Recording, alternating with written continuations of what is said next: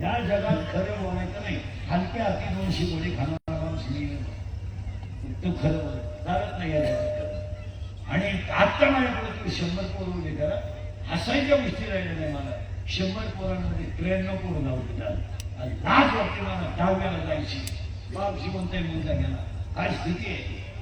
शिक्षक मारित नाही, मारलं त्याला लोक तकलीफ केले शहरात. शिक्षकांना हाणलं, पोराच्या आई बाप शाळेत झालं. त्याला काय करायचं आहे? तो म्हणतो मोर काय घेणं काय आहे? साहेब पाहिजे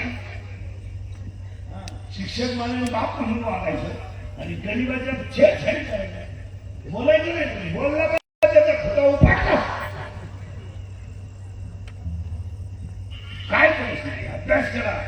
बापानं खाल्ला दिलाय पोराला, बापानं. बाप जिवंत आहे, मुलगा गेला. आई जिवंत आहे, मुलगा गेला. गेला पाहिला बापाला मुलाला पाणी पाजलं, मेला. या 4 वर्षात एखादा माणूस तरुणपणात मेला, त्याच्या प्रेत जर आंघोळीला बाहेर काढलं ना मला, तर त्या प्रेताजवळ त्याची लालणी पोरं उडी आणतात. उड्या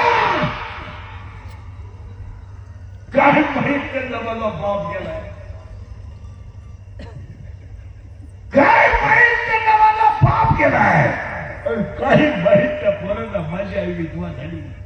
ती पोरं आईला विचारतात, आई माझ्या बाबाला सगळी लोक का आंघोळ घालतात?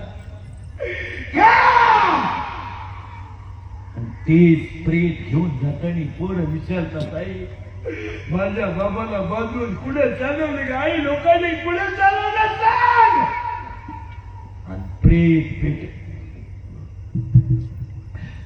पेटवल्यावर सगळी लोक राहतात आणि ती पोरं हसतात. आणि हसणारी पोरं आईला विचारतात, आई पेटवलं का? आई म्हणते तुझा बाबा मेला नाही रे, तुझा बाबा देवा घरी गेला. शाळेतली पोरं म्हणतात, तू काल शाळेत का आला नाही? माझा बाबा देवा घरी गेला.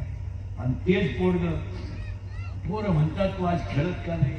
माझा बाबा देवा घरी गेला ना, स्वयंपाक झाला नाही. शाळेतली पोरं म्हणतात, तुझा बाबा मेला नाही, तुझा बाबा देवा घरी नाही गेला, तुझा बाबा मेला. ते पोरग घरी येतं, दप्तर टाकून आईला म्हणता, आई मेलाय माझा बाप. या 3 वर्षात तिसरीची पोरं बापाच्या लागल्या नाही. या 3 वर्षात स्तनातली दूध पिणारी पोरं बापाच्या लागल्या नाही. आणि या 3 वर्षात पोटातली पोरं